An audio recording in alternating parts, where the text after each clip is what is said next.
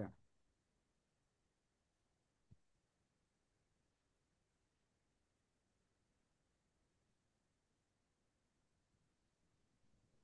Okay.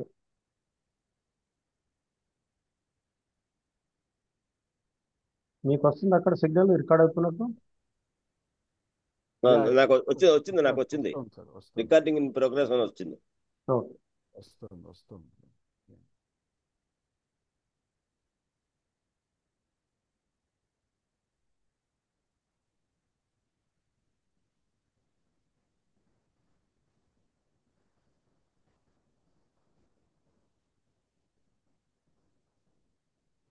Okay, let us start the meeting. One second.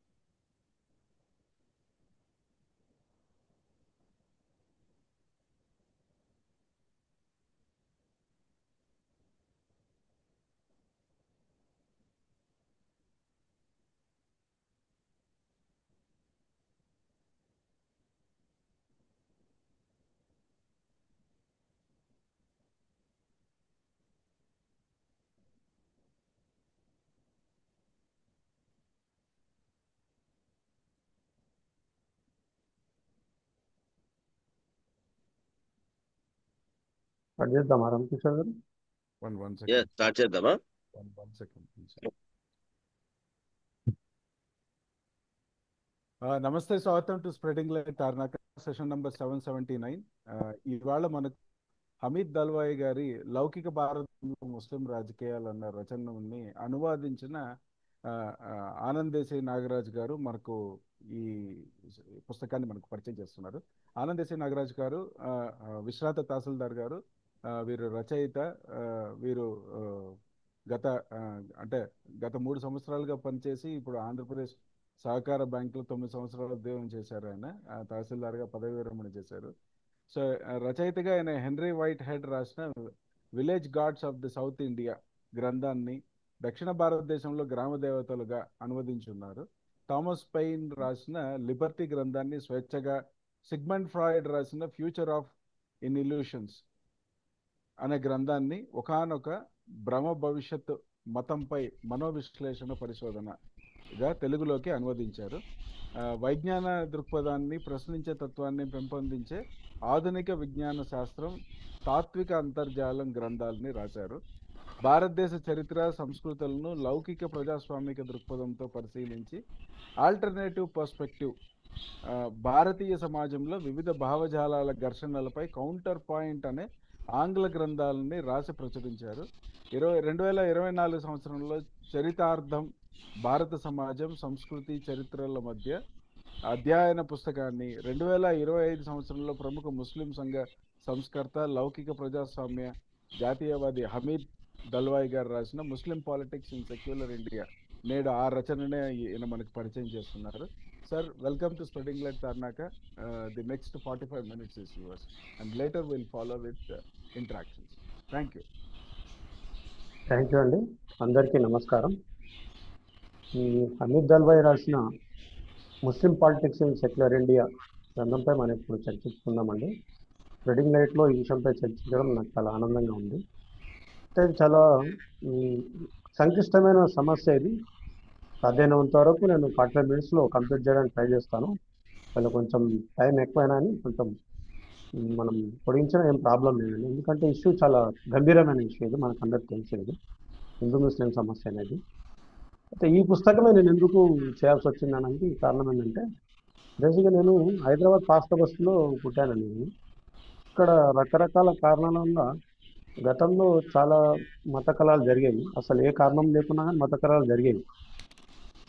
అన్ని మతాల వాళ్ళు, అన్ని మతాలు శాంతిని బోధిస్తాయి, హింసను ప్రేరేపించని సూతులు నీతులు చెప్పినప్పటికీ కూడా మనం ఆచరణ చూసినట్లయితే మత ఘర్షణలు కానీ ఇవన్నీ చాలా భయంకరంగా జరగడం మనం చూసాము. ఇవన్నీ కూడా అయితే ఇందులో ఇంకొక తేడా కూడా ఉన్నది. మన దేశంలో ఇప్పుడు శతాబ్దాలుగా ప్రపంచవ్యాప్తంగా అత్యాచారానికి గురైనటువంటి యూదులు కానీ, పారసీక జొరాస్ట్రియన్లు కానీ, మన దేశంలో వాళ్ళు కూడా శతాబ్దాలుగా ఇక్కడ నివసిస్తూ మనతో పాటు సజీవంగా సగౌరవంగా సహజీవనం చేసి ఎలాంటి ఘర్షణ వాతావరణం లేకుండా ఉన్నారు. అలాగే మన దేశంలో ఉన్న క్రిస్టియన్ వాళ్ళు కూడా, వాళ్ళు అల్పసంఖ్యాక వర్గం అయినప్పటికీ కూడా మిగతా వాళ్ళతో ఎలాంటి పొరపచ్చులు లేకుండా సామరస్యంతో ఉంది.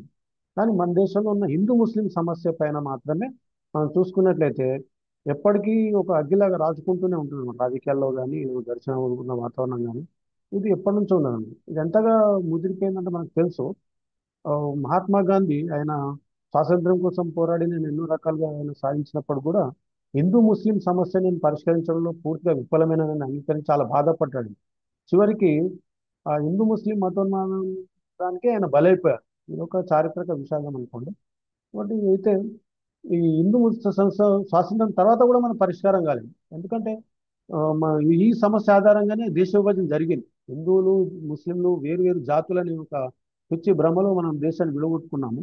అయినా కానీ ఆ సమస్య పరిష్కారం అయ్యాక ఇప్పటికి కూడా మనం దాంతో ఆ, ఈ సమస్యని చాలా తీవ్రంగా ఎదుర్కొంటూనే ఉన్నాం. మత చైతన్యం, మతతత్వం పెరిగిపోయి దీని నుంచి నేను చాలా ఉమ్, ఆ, ఎన్నో స్టడీస్, పరిశోధనలు చాలా చేశాను. భారతదేశంలో ఉన్నట్టు అన్ని రకాల మత గ్రంథాలని, అంటే హిందువులు, క్రిస్టియన్స్, ముస్లిమ్స్ వీళ్ళ మత గ్రంథాలు చదవడం, మన సోషల్ సైకాలజీ ఇటువంటివన్నీ కూడా చదవడం, సామాజిక కారణాలు చదివిన తర్వాత నేను 2004లో, అంటే 25 years బ్యాకే, రోడ్ మ్యాప్ టు సెక్యులరిజం అనే ఒక పుస్తకాన్ని రాశాను. ఇంగ్లీష్లో రాశాను, ఎందుకంటే అందరికి అర్థం కావాలని చెప్పి, ఎక్కువ మందికి రీచ్ కావాలి, అందరికి చేరాలని ఉద్దేశంతో రాశాను. అందులో నేను ఒక ఉమ్, ఆ, ప్రధానమైన సూత్రీకరణకు వచ్చాను. అదేంటో మీకు చెప్తాను ఫస్ట్. అందులో నేను ఏం చెప్పానంటే ఆ పుస్తకంలో, అయితే ఆ పుస్తకం ఎవరు అప్పుడు ఆ కాలంలో 2004లో దాన్ని అక్వైర్ చేయడానికి ఎవరు ముందుకు రాలేదు. భయపడ్డారు అందరూ, ఇదేంటి ఇది కొత్తగా ఉంది అని చెప్పిందని. ఎందుకంటే వాళ్ళు అప్పటికి కూడా లౌకికవాదులు అనే వాళ్ళు కూడా ఆ ఓ, మతత్వం అనేది మెజార్టీ మతత్వంనే మతత్వంగా చూస్తున్నారు ఇప్పటికి కూడా, ఎప్పటికి కూడా వాళ్ళు. దానికి నేను చేసిన సూత్రీకరణ ఏంటంటే పుస్తకంలో, రోడ్ మ్యాప్ సెక్యులర్లో, మతతత్వం వైరస్ లాగా పరాన్నజీవి. ఇది మరో మతతత్వంపై పడి మాత్రమే బతుకుతుంది. దానంతట అదే జీవించలేదు. వేరే విధంగా కూడా అది మనజాలం. మెజారిటీ మైనారిటీ మతతత్వాలు పరస్పర ఆధారిత జీవాలు. ఇతర మతతత్వాలు ఇతర మతాల దురభిమానాన్ని, అసహనాన్ని బూచిగా చూపించి తమ సమాజంలో వ్యాపిస్తాయి. మనం ఒక మత చైతన్యాన్ని పెంపొందించడానికి ఏదో ఒక నిపంతో అనుమతిస్తే, ఆ సాకును చూపించి మరో మతస్థులు తమ అస్తిత్వం ప్రమాదంలో పడిందని భావించి తమ మత చైతన్యం పెంపొందించుకోవడానికి ప్రయత్నిస్తారు. ఒక మత చైతన్యాన్ని బుజ్జగిస్తే, అపీజ్మెంట్ చేస్తే, దానికి ప్రతిగా మరో మతస్థులు తమ మతం పట్ల వివక్షని ప్రశ్నిస్తారు. మతతత్వం అనేది ఒక విషవలయం. అన్ని రకాల మతతత్వాలపై, అంటే మెజారిటీ మైనారిటీ మతతత్వాలపై ఒకేసారి ఉమ్మడిగా దాడి చేస్తే తప్ప ఈ వైరస్ చావదు. అందువల్ల ఒక మతతత్వం ఎక్కువ ప్రమాదకారి, మరొకటి తక్కువ ప్రమాదకారి అనే భావన అత్యంత ప్రమాదకరం. 20 సంవత్సరాల క్రితం నేను చేసిన ఈ సూత్రీకరణ సత్యమని నడుస్తున్న చరిత్ర మనకు చెప్తుందండి. నేను 2025లో, వినిపిస్తుందండి? Okay, okay.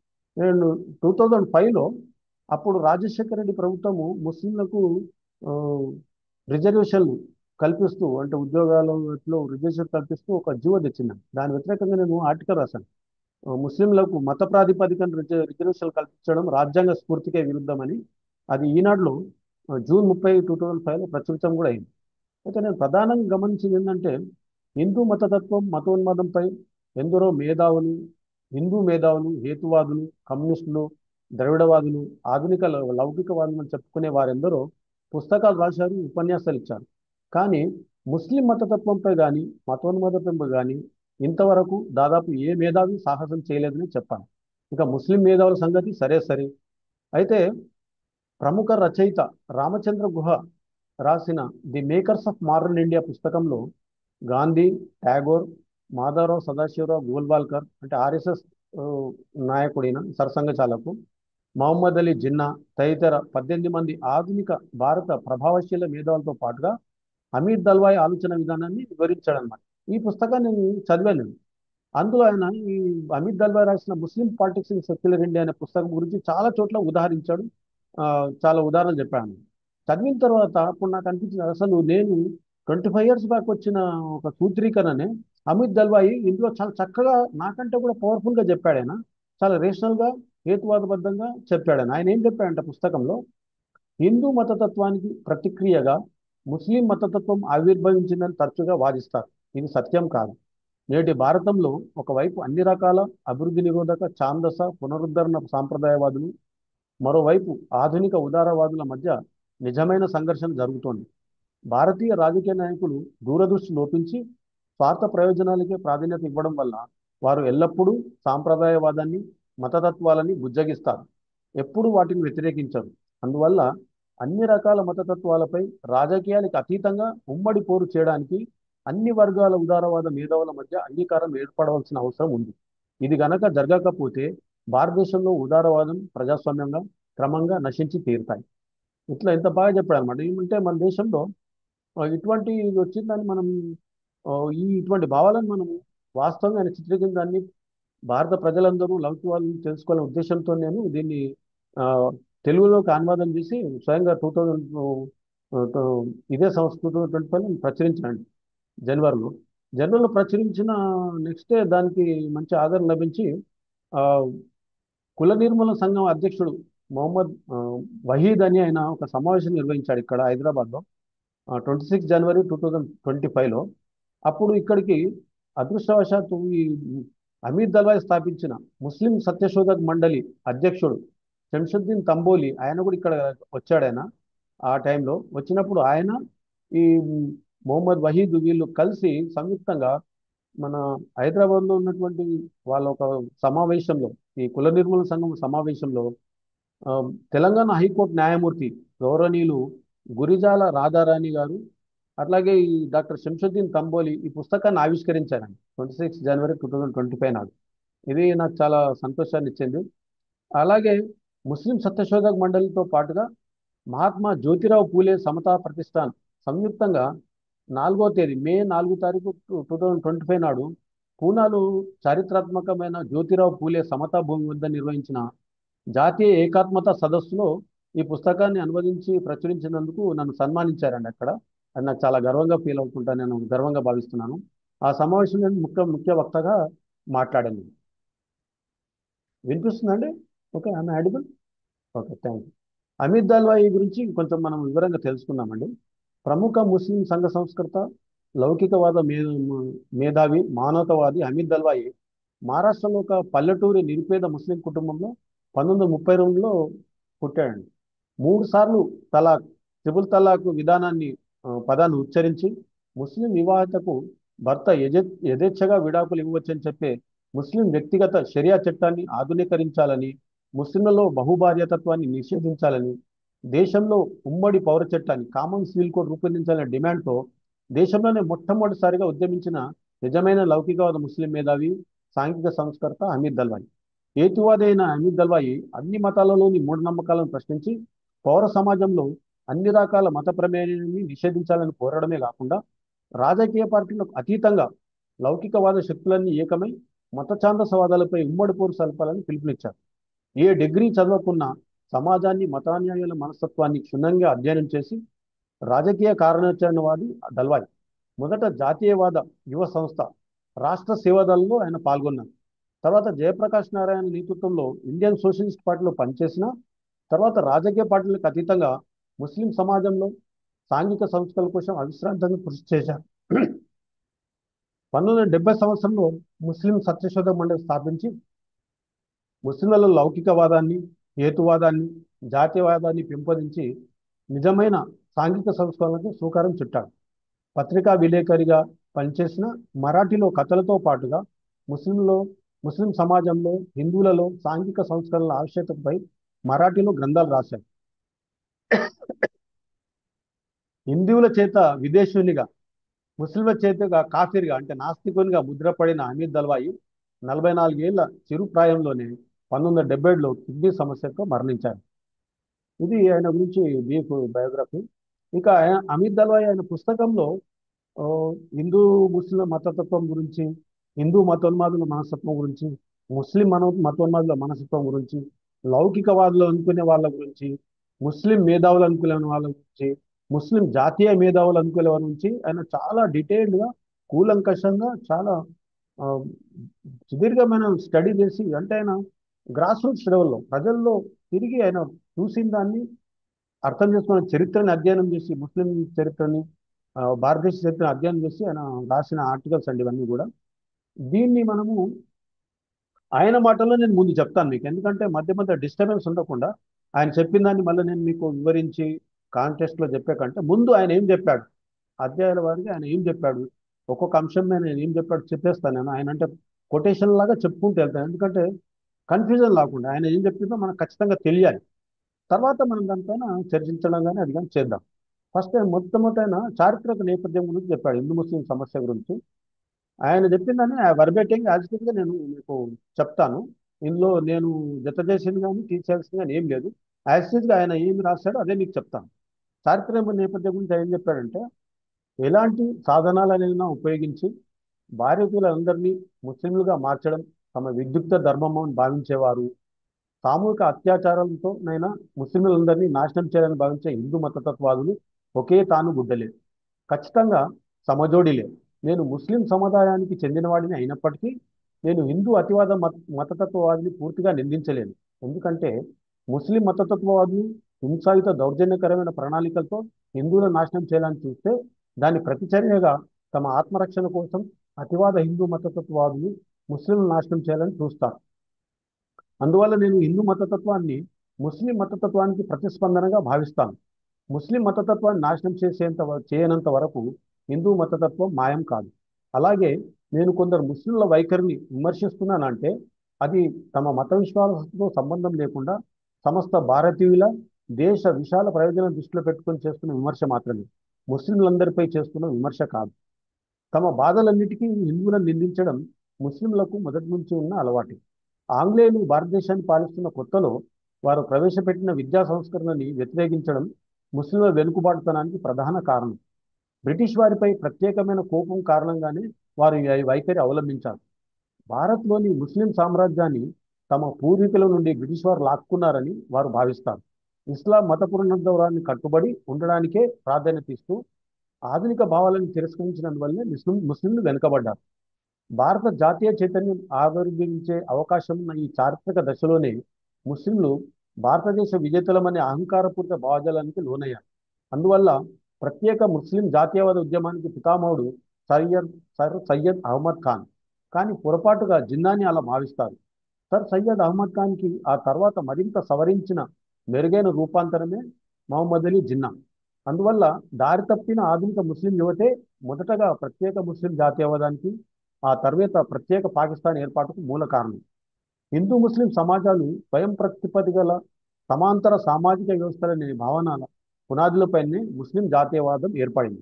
ప్రస్తుతం భారతీయ ముస్లింలు ఎదుర్కొంటున్న సమస్యలకు వారు కోల్పోయిన ఈ రెండు చారిత్రక అవకాశాలే మూల కారణం. ఒక శతాబ్దంలో అరుదుగా వచ్చే అవకాశాన్ని దారవించుకున్నట్లయితే ఆ తప్పును సరిదిద్దడానికి మరో శతాబ్దం పట్టవచ్చు. హిందూ మతతత్వమే ముస్లిం తత్వానికి కారణమనడం సరైనదైతే, అదే వాదన ప్రకారం ముస్లిం మతతత్వం కూడా హిందూ మతతత్వానికి అంతే సమానంగా కారణభూతం కావాలి. వాస్తవం ఏమిటంటే ముస్లిం మేధావి వర్గం ముస్లింలు సమాంతర సమాజం అనే భావజాలాన్ని వదిలించుకోలేకపోతున్నారు. మతాన్ని రాజకీయాల నుండి విడదీయడాన్ని వారు ఇంకా నేర్చుకోలేకపోతున్నారు. అయితే ముస్లిం సమాజం కూడా మిగతా సమాజాల మాదిరిగానే కాలక్రమంలో మార్పులకు లోనవుతుందని భావించే హిందువులు కూడా ఉన్నారు. నేను అలాంటి హిందువులను ఉద్దేశించే ఈ వ్యాసాలు రాశాను. ప్రస్తుతం భారతదేశంలో పూర్తిగా లౌకికవాదులైన ముస్లిం వర్గం ఏదీ లేదు. ప్రజలందరిలో ఉమ్మడి భారత జాతీయ భావన పెంపొందాలంటే భారతీయ లౌకిక సమాజంలో ముస్లిం సమాజం ఏకీకృతం కావాల్సి ఉంటుంది. మొట్టమొదట ఒక చిన్న ఆధునిక లౌకిక ఉదారవాద ముస్లిం వర్గాన్ని సృష్టించినప్పుడు మాత్రమే ఇది సాధ్యపడుతుంది. ముస్లిం మతతత్వం ప్రస్తుతం దేశంలో బలమైన శక్తిగా మారిందనే విషయంలో నేను వారితో ఏకీభవిస్తాను. ముస్లిం మైనారిటీలు ఈ దేశంలోని ఇతర పౌరులతో సమానంగా హక్కులను, సమాన అవకాశాలను కలిగి ఉండాలే తప్ప వారికి ప్రత్యేక రాయితీలు, ప్రత్యేక ప్రతిపత్తి ఉండకూడదనే విషయంలో కూడా నేను వారితో ఏకీభవిస్తాను. కాశ్మీర్ భారతదేశంలో అంతర్భాగమని, మన దేశంపై పాకిస్తాన్ చేసే ఎలాంటి దురాక్రమణైనా ధీటుగా తిప్పికొట్టాలనే విషయంలో కూడా నేను వారితో పూర్తిగా ఏకీభవిస్తాను. అయితే ముస్లిం మతతత్వాన్ని ఎదుర్కోవడానికి హిందూ మతతత్వవాదులు అభివృద్ధి నిరోధక హిందూ పునరుద్ధరణవాదాన్ని బలపరచడం ఆత్మహత్య సదృశమని నేను భావిస్తాను. వారి మతంలోని తిరోగమన ఛాందస భావాల కారణంగానే హిందువులు వెనుకబడిపోయారు. తన సైన్యం ముందు కేవలం గోవుల మందను కవచంగా వాడుకొని మహమ్మద్ గజ్ని హిందువుల అపార సైన్యాన్ని ఓడించగలిగాడు. ప్రతి ముస్లింను మతతత్వవాదిగా చూసే విషాదకరమైన పొరపాటును హిందూ మతతత్వవాదులు కొనసాగించవద్దు. నేడు దేశంలో పూర్తిగా లౌకికవాది అయిన ముస్లింలు కనుగొనడం కష్టతరం అన్నది వాస్తవమే. ముస్లింలందరినీ మతతత్వవాదులుగా చిత్రీకరించాలనే అత్యుత్సాహవంతులైన హిందూ మతతత్వవాదులు ముస్లింలలో ఇప్పుడిప్పుడే ఆవిర్భవిస్తున్న లౌకికవాద ఆధునిక శక్తులను బలహీనపరుస్తున్నారు. ఇది ఆయన ఉపోద్ఘాతకంగా చెప్పాడు. రెండో అధ్యాయం ఆయన ఏం చెప్పాడంటే భారతీయ ముస్లిం మనస్తత్వాన్ని అధ్యయనం చేశాడు ఆయన. ఇందులో ఆయన ఏం చెప్తున్నాడంటే స్వాతంత్రానికి పూర్వం తమ హక్కుల కోసం అధిక సంఖ్యాకులైన హిందువుల సమ్మతంతో నిర్ణయాన్ని తీసుకోవాల్సి ఉండే. కానీ ముస్లింలు వారికి ఎప్పుడు ఇది తట్టలేదు. వివాదాన్ని వారు ఎప్పుడు ఒక వ్యాజ్యంగానే చూశారే తప్ప ఇచ్చిపుచ్చుకునే దోరలో పరిష్కరించుకోవాలని ఎప్పుడు తలచలేదు. క్లుప్తంగా చెప్పాలంటే భారత స్వాతంత్ర ఉద్యమాన్ని అడ్డుకొని ఏమైన పాపాన్ని భారతీయ ముస్లింలు ముటగట్టుకున్నారు. పాకిస్తాన్లో హిందువుల పట్ల అన్యాయమైన వివక్ష లేదని వాదిస్తే సరిపోతుందని భారతీయ ముస్లిం నాయకులు భావిస్తారు. పాకిస్తాన్లో హిందువులపై జరుగుతున్న అత్యాచారాల ఉదంతాలను వారి దృష్టికి తెస్తే వారి వద్ద సమాధానం సదా సిద్ధంగా ఉంటుంది. ఇది పాకిస్తాన్ అంతరంగిక వ్యవహారం కాబట్టి మాకు దాంతో సంబంధం లేదంటాం. అంతటితో ఆగకుండా తమ గురించి కాకుండా పాకిస్తాన్లోని సమస్య గురించి ప్రశ్నించినందుకు వారు అతనిపై మండిపడతారు. ముస్లింలు ఎందుకు పాకిస్తాన్ని కోరుకున్నారు? సమాధానం సుస్పష్టం. తమ జాతి ప్రత్యేకమైన దేశమని వారు నమ్ముతారు. వారు జిన్నాని ఎందుకు అనుసరిస్తారు? దీనికి కూడా సమాధానం సుస్పష్టం. జిన్నా హిందూ వ్యతిరేక వ్యాఖ్యలు వారిని ఆకర్షించాయి. ఈ సందర్భం మనం ఒక విషయాన్ని గుర్తుంచుకోవాలి. జిన్నా హిందూ ముస్లిం ద్విజాతి సిద్ధాంతాన్ని ప్రతిపాదించిన తర్వాతే వారు అతన్ని తమ నాయకునిగా అంగీకరించారు. వీటన్నిటికీ కారణాలు విషదమే. ముస్లింలు హిందువులకు బద్ధ విరోధులు. వీరి మతతత్వాన్ని జిన్నా ఎగదోయగానే వారు అతన్ని సమర్థించారు. ఈ మత విద్వేష మోహంలో పడిపోయిన ముస్లిం నేతలు దీని పర్యవసానంగా దేశంలోని అన్ని ప్రాంతాలలో తాము అల్పసంఖ్యాకులుగా మారే ప్రమాదాన్ని గుర్తించడంలో విఫలమయ్యారు. అయితే పాకిస్తాన్ ఏర్పాటు కేవలం ముస్లిం భావోద్వేగాలపై మాత్రమే ఆధారపడలేదని మనం గ్రహించాలి. హామీ ఖైదీల సిద్ధాంతం కూడా అందుకు దోహదం చేసింది. హామీ ఖైదీలు అంటే ఇక్కడ హిందూ రాజ్యం, అక్కడ ముస్లిం రాజ్యం ఏర్పడుతుందని వాళ్ళు ముస్లిం మతత్వంతో భావించారు. కాబట్టి అక్కడ ముస్లిం రాజ్యం ఏర్పడినప్పుడు అక్కడున్న హిందువులు అల్పసంఖ్యాకులుగా ఉంటారు. ఇక్కడున్న ముస్లింలు ఇక్కడ అల్పసంఖ్యాకులు, హిందూ రాజ్యంలో అల్పసంఖ్యాకులుగా ఉంటారు. కాబట్టి ఇక్కడున్న హిందువులు ఇక్కడ భారతదేశంలో ముస్లింలపై అత్యాచారాలు చేస్తే వీళ్ళకు హామీలుగా అక్కడున్న హిందువులపై మేము అత్యాచారం చేస్తామనే భయం వాళ్ళకు ఉంటుందని చెప్పి ఈ హామీ ఖైదీ సిద్ధాంతాన్ని వాళ్ళు ఉపయోగించుకున్నారు.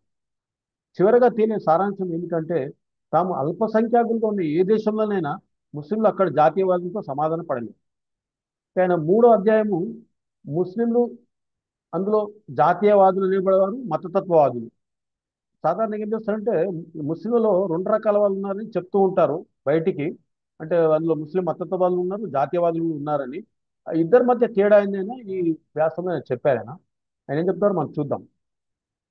భారతదేశంలోని ముస్లిం మతతత్వ నిజ స్వరూపాన్ని తెలుసుకోవాలంటే మతపరంగా ఇస్లాం స్వభావాన్ని అధ్యయనం చేయాల్సిన అవసరం ఉంది. ఇస్లాం ఆధునిక మతం అయినందువల్ల అది దోషరహిత సంపూర్ణ మతం అని ముస్లింలు నమ్ముతారు. వారు మహమ్మద్ను చివరి అంతిమ ప్రవక్త అని విశ్వసిస్తారు. అందువల్ల ఇస్లాం తర్వాత మరొక మతం ఉద్భవించే అవకాశమే లేదని వారు గాఢంగా నమ్ముతారు. కాలక్రమంలో కొత్తగా అవతరించిన మరింత ఆధునిక మతాలను సైతం అనుసరించాల్సిన అవసరం లేదనే వారు భావిస్తారు. ఇస్లాం మతాన్ని సంస్కరించాల్సిన అవసరం కూడా లేదని వారు నమ్ముతారు. ఈ ఇస్లాం పిడివాద నిబంధనలు ఇతర మతాలలోని నియమ నిబంధనలలాగా పరిమితులకు లోబడి ఉండవు. ఇస్లాం పరిపూర్ణమైన మార్పు లేని శాశ్వత మతమని వారు నమ్మడం వల్ల వారి మత విశ్వాసాలు కేవలం ఆధ్యాత్మిక ప్రవృత్తికి మాత్రమే పరిమితం కావు. ఇస్లాం కేవలం ఆధ్యాత్మిక భక్తి విశ్వాసాల గురించి మాత్రమే చెప్పలేదు. అది తన అనుయాయులకు సంపూర్ణమైన సామాజిక రాజకీయ విధానాన్ని నిర్దేశించింది. ముస్లింలకు ముస్లిమేతర నాస్తికులకి మధ్య సంబంధాల గురించి స్పష్టమైన మౌలిక సూత్రాలను ఇస్లాం నిర్దేశించింది. తనను తాను సాంప్రదాయ ముస్లింగా భావించే సాధారణ ముస్లిం ఈ పిడివాద సూత్రాలను తప్పకుండా అనుసరిస్తాడు.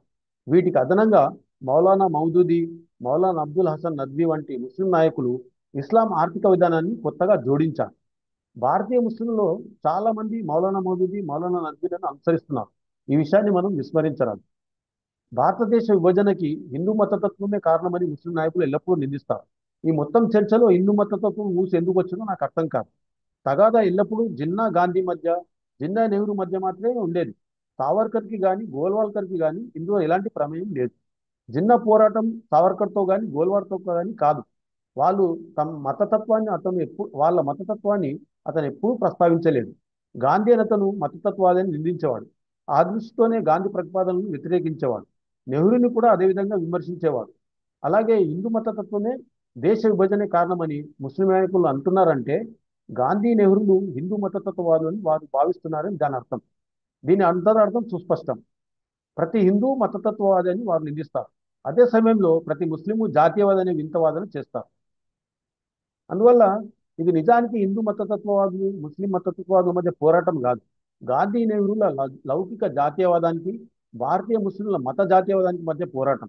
లౌకికవాద విధానం ద్వారా దేశ విభజన ఆపడంలో గాంధీ నెహ్రూలు విఫలమైన మాట వాస్తవమే. కానీ ఇది కేవలం వారి ఓటమి మాత్రమే కాదు, ఇది మనందరి సామూహిక వైఫల్యం. హిందూ సమాజానికి ఈ సవాల్ను ఎదుర్కొనే దమ్ము కానీ సామర్థ్యం కానీ లేవన్నది కఠోర సత్యం. గాంధీ, పటేల్, నెహ్రూలు ఈ బాధాకర వాస్తవాన్ని గుర్తించారు. గాంధీ నెహ్రూలను ఆడిపోసుకునే హిందూ మతతత్వవాదులు మాత్రం ఈ సత్యాన్ని గ్రహించలేకపోయారు. ఇది మరింత బాధాకరం. అయితే పాకిస్తాన్ ఏర్పాటు కేవలం ముస్లింల భావోద్వేగాలపై మాత్రమే ఆధారపడలేదని మనం గ్రహించాలి. హామీ ఖైదీల సిద్ధాంతం కూడా అందుకు దోహదం చేసింది. హామీ ఖైదీలు అంటే చెప్పాను మీకు ఇదివరకే. మత ప్రాతిపదికన జాతీయవాదాన్ని ప్రోత్సహిస్తూ వేర్పాటు ఉద్యమానికి జిన్నా ప్రాతినిధ్యం వహిస్తున్నాను. మతవాదంపై ఏర్పడే జాతీయవాదాన్ని నెహ్రూ చేస్తున్నారు. ఈ రెండు భావాల మధ్య సంఘర్షణే పాకిస్తాన్ ఏర్పాటుకు పునాది. క్లుప్తంగా చెప్పాలంటే ముస్లింలు కాన్స్టాంటినోపిల్ను ఆక్రమించినప్పుడు దాని పేరును మార్చి ఇస్తాన్బుల్ అని నామకరణం చేశారు. దాని ప్రధాన చర్చిని ధ్వంసం చేసి దాని స్థానంలో మసీదు నిర్మించారు.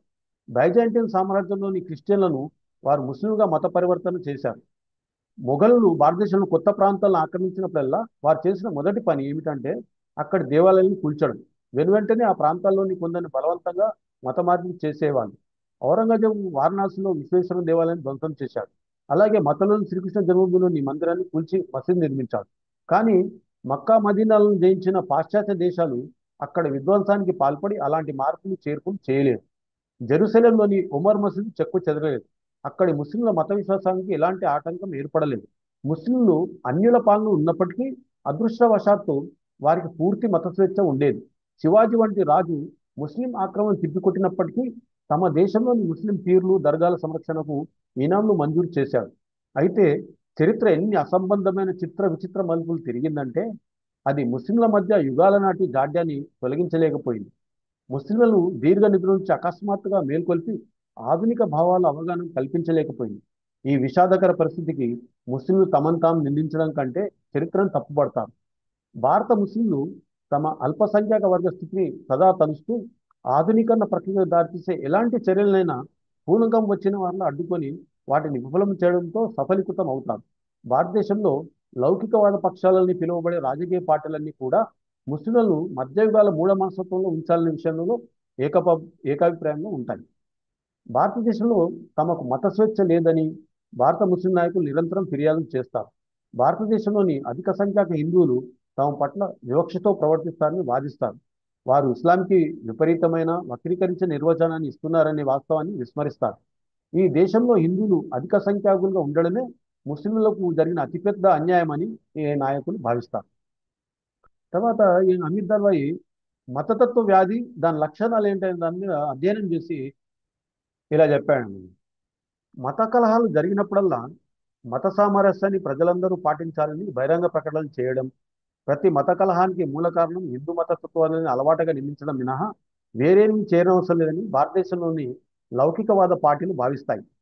మత ప్రాతిపదికపైనే జాతీయత ఆధారపడి ఉందనే భావజాలంతో ప్రేరేపితులైన ముస్లిం వేర్పాటు శక్తులు అనివార్యంగా లౌకికవాద ఆధారిత జాతీయ భావాన్ని వ్యతిరేకిస్తారు. భారత రాజకీయ జీవనంలోని ఈ మౌలిక సత్యాన్ని లౌకికవాదం గ్రహించాల్సిన సమయం వచ్చింది. దేశంలో నిరంతరం కొనసాగే మత ఘర్షణలకు ప్రధాన కారణాలు ఇస్లాం ఛాందసోద సాంప్రదాయాలు, ముస్లింలలో పాకుపోయిన వేర్పాటువాద ధోరణులు. దేశంలో లౌకికవాద స్ఫూర్తిని పెంపొందించడంలో విఫలమైనందువల్లే ముస్లిం వేర్పాటువాదం కొనసాగుతుందని వాదించేవారు ముస్లిం మనస్తత్వం ఎలా పనిచేస్తుందో తెలుసుకోవాలని తమ అజ్ఞానాన్ని బయటపెడుతున్నాం. లౌకిక జాతీయవాదానికి సమాంతరంగా ముస్లిం జాతీయవాద ధోరణులు ప్రబలడమే నేటి సంఘర్షణలకు అసలైన కారణం. మత ప్రాతిపదికన ప్రత్యేక ఎన్నికల స్థానాలు, సెపరేట్ ఎలక్టోరేట్స్ స్థానాలను బదులుగా సార్వజనీన ఎన్నికల స్థానాల గురించి పట్టుబడడం, ముస్లిం మతతత్వవాదుల నుండి తీవ్ర వ్యతిరేకత ఎదురైన రాజ్యాంగంలోని ఆదేశిక సూత్రాలలో ఉమ్మడి పౌర సూక్తిని, కామన్ సివిల్ కోడ్ని పొందుపరచడం ఈ దిశలో నెహ్రూ దృఢనిశ్చయాన్ని తెలియజేస్తాయి. ప్రతి మతపరమైన ఘర్షణ ముస్లిం మతతత్వ శక్తులు పెంపొందించడానికి తోడ్పడింది. ముస్లింలు ఎల్లప్పుడూ మత కలహాలు రెచ్చగొట్టే విధంగా ప్రవర్తించరని, అందువల్ల ప్రతి మత ఘర్షణలో ముస్లింలే బాధితులు అవుతారనే తప్పుదారి పట్టించే మోసపూరిత వాదనలు చేస్తారు. తమ లక్ష్యాన్ని సాధించడానికి ముస్లిం వేర్పాటువాదులు ఎల్లప్పుడూ రాజకీయ హత్యలకు పాల్పడతారు, మత కలహాలను రెచ్చగొడతారు.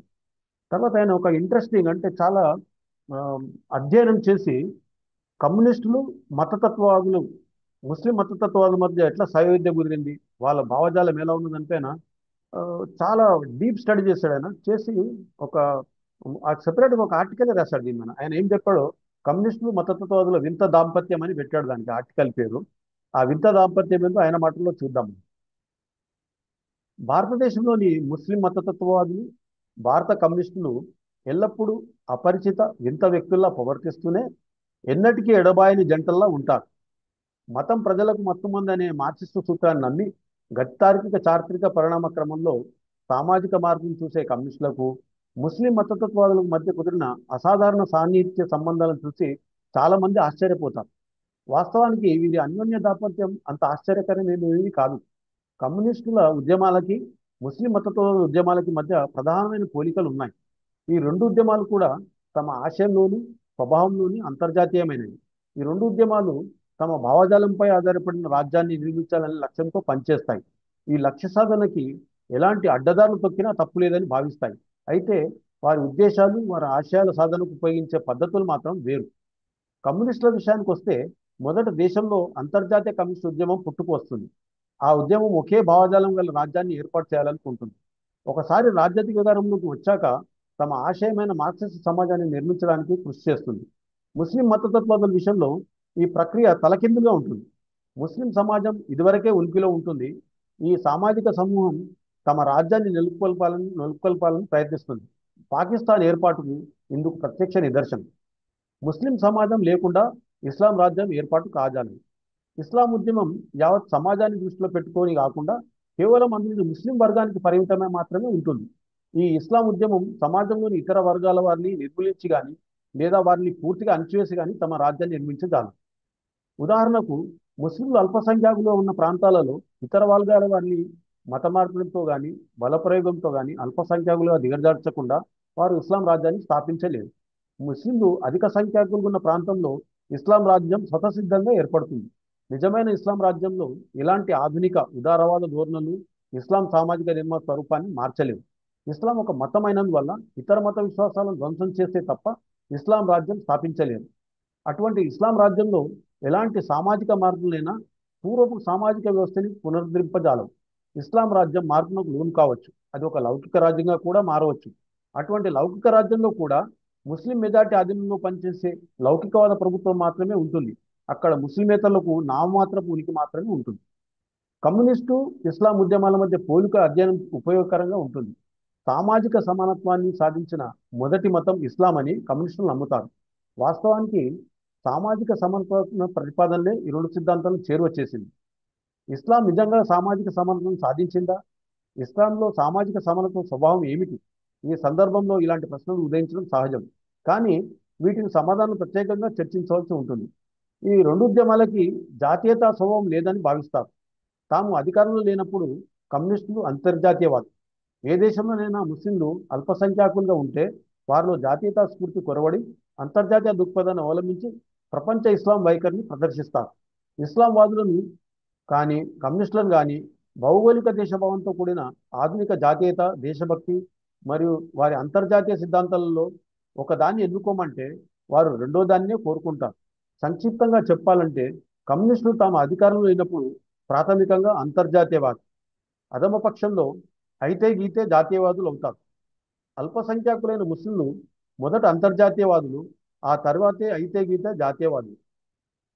ముస్లింలు కమ్యూనిస్టులు తాము ప్రతిపాదించే సామాజిక వ్యవస్థ దోషరహితమైన సంపూర్ణ వ్యవస్థ అని నమ్ముతారు.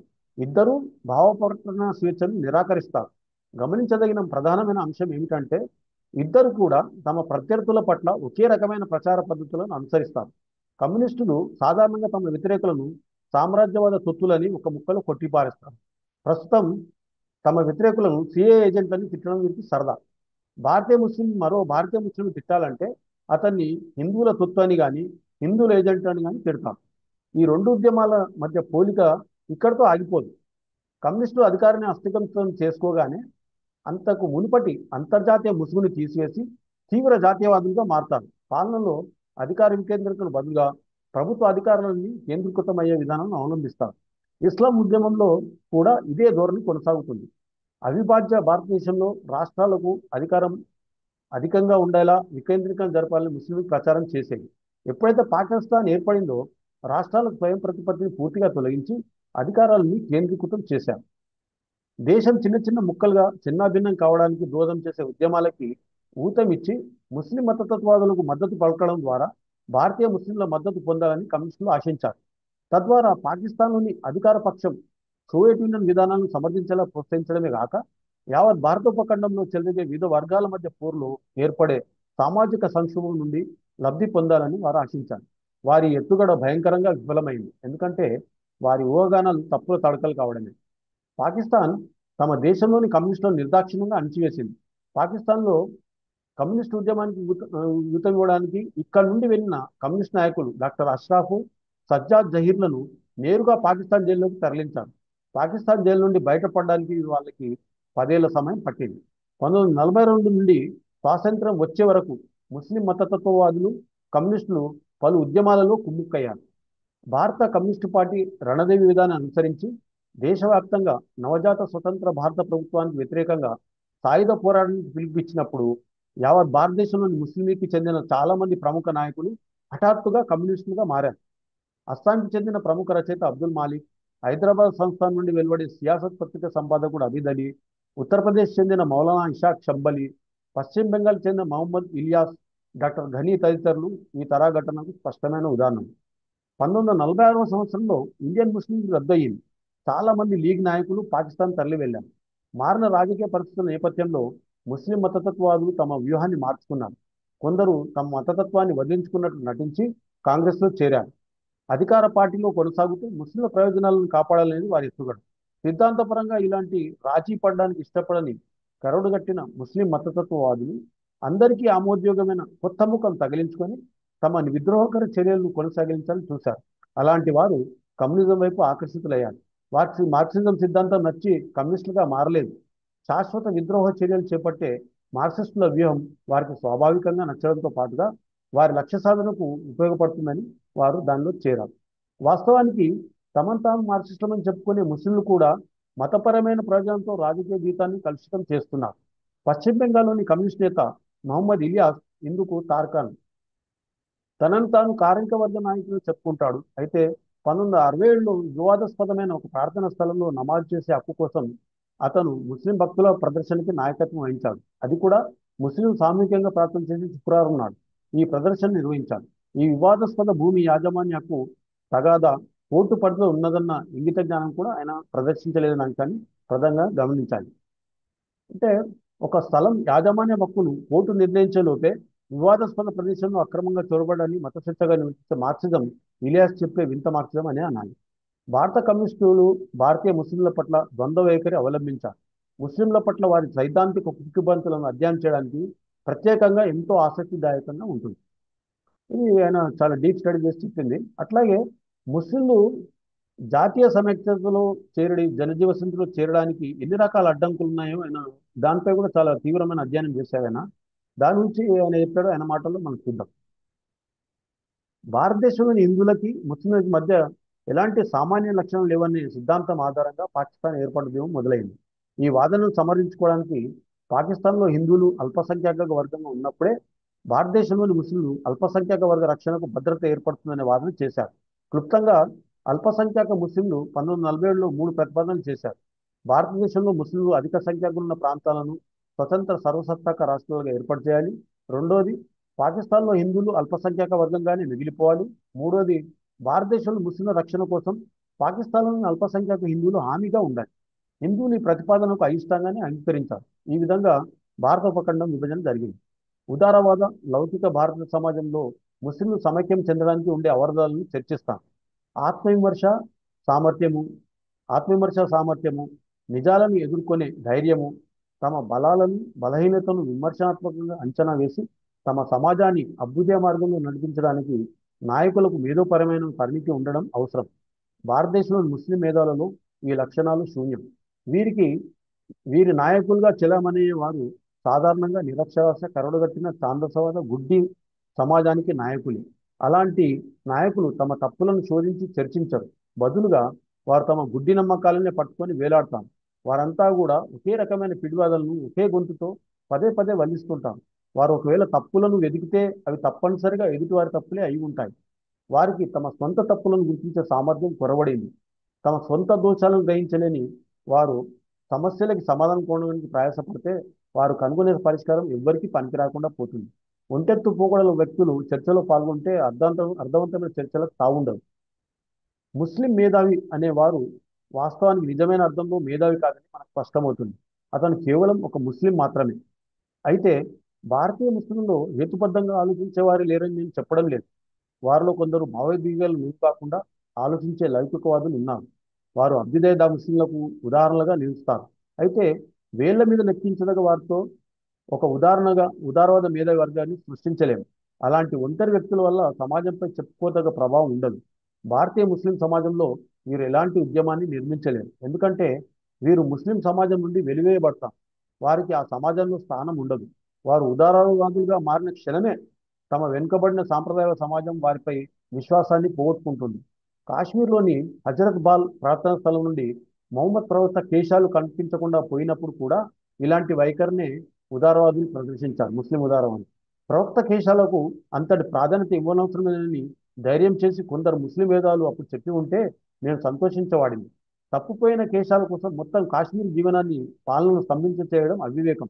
అయితే తమను తాము మేధావులుగా పరిగణించే ఏ ఒక్క ముస్లిం మేధావి అవి కూడా ఈ సమయంలో బహిరంగంగా తమ అభిప్రాయాలను వ్యక్తం చేయకపోవడం విచారకరం. తర్వాత అమిత్ దళ ఏం చేశారంటే లౌకిక సమస్య ముస్లింల వ్యతిరేకత ఎందుకున్నది, దానికి లక్షణాలు ఏంటి, కారణాలు ఏంటి, పరిష్కారాలు ఏంటి అని దానిపైన కూలంకషంగా అధ్యయనం చేసి ఆయన ఈ విధంగా చెప్పాడు. రాజకీయ సామాజిక జీవితం నుండి మతపరమైన అంశాలని వేరు చేయడమే లౌకికవాదం. ఇది మతాన్ని పూర్తిగా రద్దు చేయాలని కోరదు. మతాన్ని వ్యక్తిగత నమ్మకంగా మాత్రమే చూస్తుంది. భారతదేశంలో ముస్లింలను అల్పసంఖ్యాక మైనారిటీలుగా, హిందువులను అధిక సంఖ్యక మెజారిటీలుగా పిలవడమే వాస్తవంగా లౌకిక దృక్పథానికి విరుద్ధం. కానీ అన్ని రాజకీయ పార్టీలు ఈ విభజనని న్యాయమైనవనే భావిస్తాయి. వర్గ ప్రాతిపదిక విభజన గుర్తించడమే సరైన లౌకికవాదం. ఉదాహరణకు కార్మిక వర్గ నాయకుడు లేదా లౌకిక నాయకుడు అనాలే కానీ హిందువుల నాయకుడు ముస్లిం నాయకుడు అనడం తప్పు. భారతదేశంలోని అన్ని మతాలు సముదాయాలలోని ఉదారవాద శక్తులు అవి ఎంత తక్కువ సంఖ్యలో ఉన్నప్పటికీ లౌకికవాద దృక్పథం ఆధారంగా ఏకం కానట్లయితే హిందువులలో కొద్దిపాటిగా మిగిలి ఉన్న ఉదారవాద వర్గం క్రమంగా మతతత్వ తిరోగమనవాదుల చేతిలో ఓడిపోక తప్పదు. ఇది మనం ఇప్పుడు చూస్తున్నాం. ప్రస్తుతం మన భారతీయ రాజకీయాల్లో మనం ఇది గమనిస్తున్నాం. ఇదంతా కూడా చాలా మంది అయ్యో ఇప్పుడు ఎట్లా అయిపోయింది, ఎందుకు ఇట్లా అయిపోయిందని బాధపడుతూ ఉంటారు. కారణం ఏంటంటే అమిత్ దళవాయి చెప్పింది ఇదే రీజన్ అన్నమాట. భారతదేశంలోని ముస్లింలలో ఉదారవాద ఉన్నత వర్గం ఎందుకు ఏర్పడలేదు? దీనికి సమాధానాలు బహుముఖంగా ఉన్నాయి. ముస్లింల వెనుకబాటుతనానికి కారణాలు ప్రధానంగా వారి మనస్తత్వం పైన ఆధారపడి ఉన్నాయి.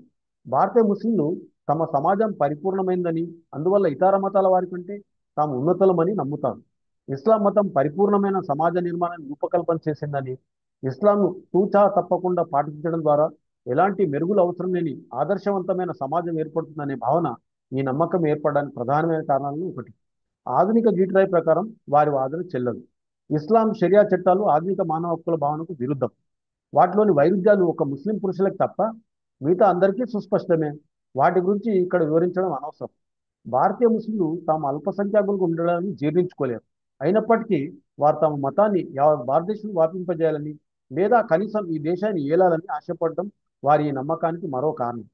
భారతీయ ముస్లింలకు ప్రాథమికంగా మతతత్వ నాయకత్వం మాత్రమే ఉంది. భారతీయ ముస్లిం సమాజంలో ఎంసీ చాగ్లా వంటి అసమాన ప్రతిభావంతుడైన ఉదారవాద ముస్లిం నాయకునికి చోటు లేదు. కేవలం ఆధునిక ఉదారవాద ముస్లిం వ్యక్తులు ఉంటే సరిపోదు. ఛాందస సాంప్రదాయవాదాన్ని వ్యతిరేకించే ఉదార వర్గం వారికి నాయకత్వం వహించే అవసరం ఉంది. భారతదేశంలోని ఉన్నత వర్గానికి చెందిన కొందరు ఉదారవాద ముస్లింలు ఆధునిక భావాల పట్ల తమ సమాజం వైఖరి చూసి భయపడతారు. ఎలాంటి నిబద్ధత లేని ఇలాంటి ద్వంద్వనీతితో ప్రవర్తించే ఉదారవాదం వల్ల ముస్లిం సమాజానికి ఎలాంటి ఉపయోగం లేకపోగా ముస్లిం సమాజ అభ్యుదయానికి వీరు అడ్డుగోడగా మారారు. వారు నైతికంగా పిరికి పందులైనా అయి ఉండాలి, లేదా గొప్ప సామాజిక సమస్యని, దాంతోపాటు భారతదేశ ప్రజాస్వామిక సమస్యని పట్టించుకొని ఉదాసీనులైనా అయి ఉండాలి. హిందూ మతతత్వాన్ని ప్రతిక్రియ ముస్లిం మతత్వం ఆవిర్భవించిందని తరచుగా వాదిస్తారు. ఇది సత్యం కాదు. నేటి భారతంలో ఒకవైపు అన్ని రకాల అభివృద్ధి నిరోధక ఛాందస పునరుద్ధరణవాద సాంప్రదాయవాదులు, మరోవైపు ఆధునిక ఉదారవాదుల మధ్య నిజమైన సంఘర్షణ జరుగుతోంది. భారతీయ రాజకీయ నాయకులు దూరదృష్టి లోపించి స్వార్థ రాజకీయాలకే ప్రాధాన్యత ఇవ్వడం వల్ల వారు ఎల్లప్పుడూ సాంప్రదాయవాదాన్ని మతతత్వాన్ని బుజ్జగిస్తారు, ఎప్పుడూ వాటిని వ్యతిరేకించరు. అందువల్ల అన్ని రకాల మతతత్వాలపై రాజకీయాలకు అతీతంగా ఉమ్మడి పోరు చేయడానికి అన్ని వర్గాల ఉదారవాద మేధావుల మధ్య అంగీకారం ఏర్పడాల్సిన అవసరం ఉంది.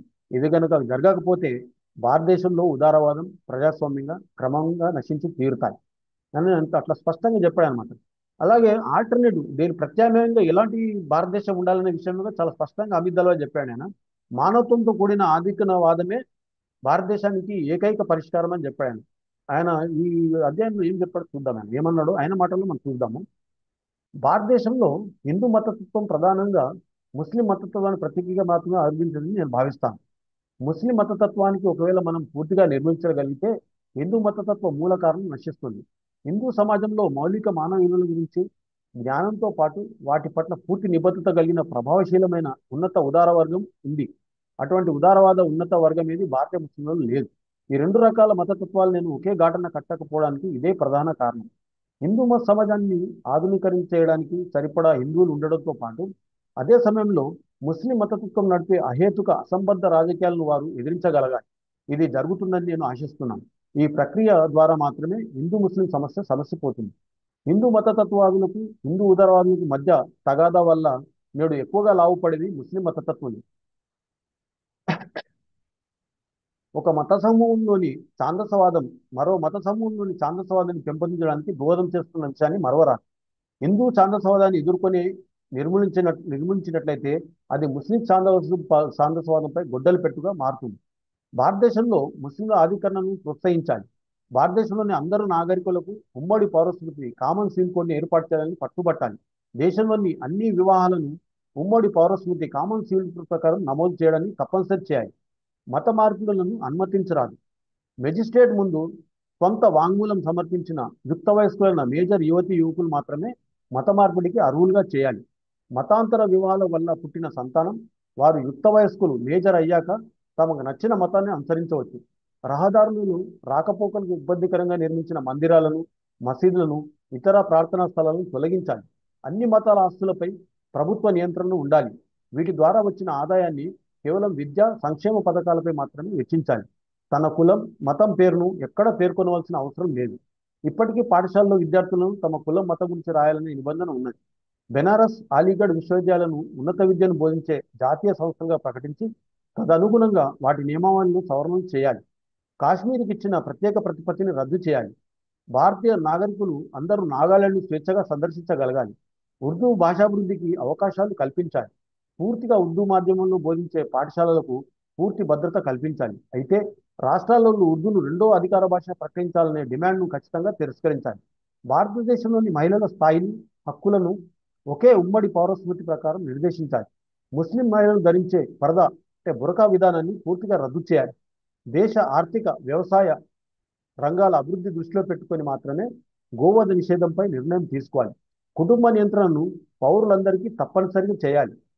ఉదాహరణకి 3వ సంతానం తర్వాత దంపతుల్లో ఒకరు తప్పనిసరిగా కుటుంబ నియంత్రణ పద్ధతులు పాటించాలి.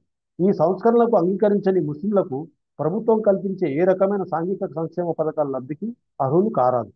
తమ మతం కారణంగా ఈ సంస్కరణలు వ్యతిరేకించే ముస్లింలకు షరియా చట్టంలోని అన్ని అంశాలను ఖచ్చితంగా వర్తింపచేయాలి. ఉదాహరణకు వారు దొంగతనం చేసి పట్టుబడితే షరియా చట్ట ప్రకారం వారి చేతులు బహిరంగ ప్రదేశంలో నరికివేయాలి. వారు అబద్ధం చెప్పినట్లయితే వారికి బహిరంగ కొరడా శిక్షను విధించాలి. వ్యభిచార నేరం కింద శిక్ష పడ్డ ముస్లిం మహిళను బహిరంగ రాళ్లతో కొట్టి చంపాలి. ముస్లింలకు షరియా చట్టం వర్తింపచేయాలని డిమాండ్ చేసేవారు ముస్లిం సాంప్రదాయవాదులకు ప్రత్యేకంగా ఇలాంటి శరియా శిక్ష వర్తింపజేయడాన్ని, కాలం చెందిన విధానాన్ని విమర్శించారని నేను ఆశిస్తున్నాను. అలా అయితే వారు శరియా చట్టాన్ని పాక్షికంగా మాత్రమే అమల్చాలని కోరున్నాను. భారతదేశ ప్రజలందరినీ లౌకికవాద విలువలతో సమైక్యపరచడం ఒక్కటే భారత మతతత్వ సమస్యకి పరిష్కారం. భవిష్యత్తులో మనం హిందూ ముస్లిం సమస్య గురించి చర్చించాల్సిన అవసరం లేదు. మనం ఉమ్మడి పౌరస్మృతి గురించి చర్చించి వ్యాప్త ఉద్యమాన్ని చేపట్టాలి. ముస్లిం మతతత్వాన్ని వ్యతిరేకించే హిందువులు దురదృష్టవశాత్తు హిందూ పునరుద్ధరవాదాన్ని బలపరుస్తున్నారు. హిందువులకు నాయకత్వం వహించడం ద్వారా యావత్ దేశాన్ని ఆధునీకరణ చేయాలని చూసేవారు దురదృష్టవశాత్తు ముస్లిం మతతత్వవాదులను సమర్థిస్తున్నారు. ఈ విధానం మారాలి. ఇక్కడ చెప్పిన తర్వాత అప్పుడు పరిస్థితులు అంటే అమీర్ దల్వాయి ఉన్నప్పుడు పరిస్థితుల్లో ముస్లింల యొక్క వాస్తవ పరిస్థితి ఎట్లా ఉంది, వాళ్ళ వాళ్ళ ఆ, మనస్తత్వం ఎలా ఉంది, అప్పుడున్న రాజకీయ పరిస్థితుల గురించి ఆయన స్పష్టంగా చెప్తూ చౌరస్తాలో భారతీయ ముస్లింలు ఉన్నారని ఒక వ్యాసం రాశాడు ఆయన. అందులో ఆయన ఏం చెప్పాడంటే స్వాతంత్ర్యం అనంతరం యుగంలో సైతం ముస్లింలు రాజకీయాలు ముస్లిం ప్రత్యేక జాతి అనే భావన ఆధారంగానే నడుస్తాయని నిష్పాక్షిక పరిశీలన నిర్ధారణ ద్వారా వచ్చి తీరుతారు. ముస్లింలను ఒక బలమైన రాజకీయ శక్తిగా మలచడానికి చేసే నిరంతర కృషిని వేరే విధంగా వ్యాఖ్యానించలేము. దేశంలో తాము స్వయం ప్రతిపత్తి గల సమాజంగా వారు ఇప్పటికీ భావిస్తున్నారు. ఎందుకంటే రాజకీయంగా సమైక్య భారతదేశంలో తాము కొనసాగాలంటే హిందువులకు సరి సమానంగా అధికారాలు ఇవ్వాలనే అసాధ్యమైన డిమాండ్ను ముస్లింలు ముందుకు తెచ్చారు. ప్రపంచ చరిత్రలోనే అల్పసంఖ్యాక వర్గానికి సమానాధికారులు ఇచ్చిన దాఖలాలు ఇక్కడా లేవు. పాకిస్తాన్ పాలకవర్గం తమ కరడుగట్టిన హిందూ వ్యతిరేకతని, విస్తరణవాదాన్ని వదిలంత కాలం ఇరు దేశాల మధ్య సంబంధాలు మెరుగవుతాయని ఆశించలేదు. సమానత్వాన్ని బోధించి ఆచరించిన మొట్టమొదటి మతం ఇస్లాం అనే ఊకదంపుడు వాదనపై విమర్శలను మనం కొట్టిపారవేయలేము. వాస్తవానికి ఏ మతం కూడా మానవ హక్కులను పట్టించుకోలేదు. ఇస్లాం ఇందుకు మినహాయింపు కాదు. ఇస్లాం స్త్రీ పురుషుల మధ్య వివక్ష చూపుతుంది. ఇస్లాం విశ్వాసులు, ఇస్లాంని నమ్మని వారి మధ్య గల భిన్నత్వాన్ని గురించి చైతన్యం ముస్లిం మనస్తత్వంలో పాతుకుపోయి ఉంటుంది. ఇస్లాం మత సిద్ధాంతం ఈ భిన్నత్వాన్ని గుర్తించదు, ఆమోదించదు. అందువల్ల ఈ భావన ముస్లిం వ్యక్తులు, సంస్థల వాస్తవాచరణలో తీవ్రంగా వ్యక్తీకరించబడుతుంది. తన తొలి దశ నుంచి కూడా ఇస్లాంలో ఆధ్యాత్మిక నాయకత్వం, లౌకిక అధికారం ఏకీకృతం కావడం దాని ప్రధాన లక్షణం. అందువల్ల సర్వసత్తాక రాజకీయాధికారం ఇస్లాం నుండి విడదీయలేని హక్కులతో ఒకటని ముస్లిం సమాజం మనస్తత్వంలో చారిత్రకంగా నూరిపోశారు. దేశంలోని విభిన్న సముదాయాలను సమైక్యపరచడానికి కృషి చేసే జాతీయవాదంతో అక్కడి అల్పసంఖ్యాక ముస్లింలు ఎడమొహం పెడమొహంగా ఉండడానికి ప్రధాన కారణం ఇదే. ఇలాంటి విపత్కర పరిస్థితులలో కులమతాలతో సంబంధం లేకుండా ప్రజలందరికీ సేవ చేసే ముస్లిం సంస్థ లేకపోవడం ప్రధానం గమనించదగ్గ అంశం. ఇది ఎందుకు ప్రధానమైన అంశం అంటే ముస్లిం సమాజానికి మానవ విలువల పట్ల సంవేదన లేకపోవడం వంటి ప్రధాన లక్షణాలు బయటపెడుతుంది. ఏంటి అన్న? Sir, it is we are 7 now, and another 5 minutes. If we close it, okay we'll proceed to discussion. Yeah, thank okay. you. ముస్లింలో అత్యధిక సంఖ్యాకులు మతాన్ని రాజకీయాల నుండి, ప్రభుత్వం నుండి వేరు చేయాలన్న భావాన్ని మానసికంగా అంగీకరించలేకపోతున్నారు. ముస్లిం మత పెద్దలు అలాంటి లౌకిక భావాలను ఆమోదించారు. తమ మత విశ్వాసాల పట్ల అంతగా పట్టింపు లేని విద్యావంతులైన ముస్లిం సైతం ముస్లింల సామూహిక జాతీయవాదంతో మానసిక భద్రతను పొందుతూ ఈ లౌకిక భావాలను తిరస్కరిస్తున్నారు. విద్యావంతులైన ముస్లింలు అంతగా మత విశ్వాసాలు నమ్మకపోయినంత మాత్రాన వారు లౌకికవాదులను నిర్ధారించడం సరికాదు. ఇస్లాం మతానికి తమ సామాజిక వర్గం సామూహిక విధేయతే అన్నిటికన్నా ప్రధానమైనదని, మిగతా అన్నీ కూడా దీనికి లోబడి ఉండాలనే భావన వల్ల మానవత్వ విలువలను నిర్లక్ష్యం చేసే లక్షణం కేవలం భారతీయ ముస్లింలకు మాత్రమే పరిమితం కాదు. ప్రపంచంలోని అన్ని దేశాలను ముస్లింలు ఇదే వైఖరి అవలంబిస్తున్నారు. చివరగా ఆయన బుజ్జగింపు రాజకీయాలు, అపీస్మెంట్ పాలిటిక్స్ ముస్లింలు ఎట్లా ప్రారంభమైనదని ఒక అధ్యయనం చెప్పాడు ఆయన. సూక్ష్మంగా చెప్పి నేను ముగించేస్తాను. నెహ్రూ మరణానంతరం రాజకీయ దృశ్యం సమూలంగా మారిపోయింది. ముస్లిం మతతత్వ శక్తులు సంఘటితమయ్యే ప్రక్రియ మొదలైంది. అన్ని రకాల ముస్లిం మతతత్వ పార్టీల సమైక్య వేదికగా మజ్లిసే ముషావరత్ అవతరించింది. 1967 సార్వత్రిక ఎన్నికలను ముస్లింలు కాంగ్రెస్కి వ్యతిరేకంగా ఓటు వేయాలని మజ్లిసే ముషావరత్ పిలుపు ఇవ్వడం దేశ రాజకీయాలను కీలకమైన మలుపు తిప్పింది. లాల్ బహదూర్ శాస్త్రి తర్వాత కాంగ్రెస్ పార్టీలో చీలిక వల్ల కేంద్రంలో సంకీర్ణ ప్రభుత్వం ఏర్పాటుకు అవకాశాలు ఏర్పడ్డాయి.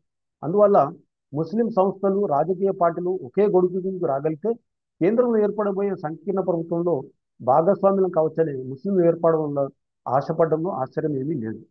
ప్రధాని ఇందిరాగాంధీ ఈ దేశం నుండి మతతత్వాన్ని పారదోడాలని కోరుకుంటోంది. అయితే ముస్లిం వేర్పాటులతో కుమ్ముక్కయి హిందూ మతతత్వాన్ని అణచివేయచ్చని ఆమె ఆత్మవంచన చేసుకుంటుంది. వాస్తవానికి ముస్లిం వేర్పాటువాదుల ఒత్తిడి కారణంగా ఆమె తన తండ్రి నిర్మించిన లౌకిక జాతీయవాద పునాదులకే ప్రమాదం వాటిల్లా ప్రవర్తిస్తున్నారు. కేంద్ర ప్రభుత్వ కార్యాలయాలను పనిచేసే ఉద్యోగులలో బహుభార్యాత్వత్వాన్ని నిషేధించే చట్టాన్ని ముస్లిం ఉద్యోగులకు మినహాయింపు ఇవ్వడం, తన మంత్రివర్గం నుండి అమర్యాదపూర్వకంగా ఎంజీ చాగ్లను తొలగించడం మరియు కొన్ని నిదర్శనాలు. ముస్లిం ఛాందసవాదులు బుజ్జగించే ఇలాంటి చర్యల వల్ల భవిష్యత్తులో లౌకిక జాతీయవాదానికి ప్రమాదం ఏర్పడుతుంది. చివరగా అమిత్ దళవాయ్ వచ్చిన నిర్ధారణలు కంక్లూజన్ ఏమిటంటే, భారతదేశంలో మతతత్వాన్ని సమూలంగా నిర్మించడానికి ఏ రాజకీయ పార్టీ కూడా ఖచ్చితమైన చర్యలు తీసుకోవడం లేదు. వారు ముస్లింలను సంతృప్తి పరచడానికి చూస్తారు. నా సొంత పార్టీ ఎస్ఎస్పి కూడా ఇందుకు మినహాయింపు కాదు. రాజకీయాలకు అతీతంగా ఈ సమస్య పరిష్కారం కోసం ఒక సంస్థ ఏర్పడాలి. ప్రస్తుతం నన్ను వేధిస్తున్న ప్రధాన సమస్య ఇది.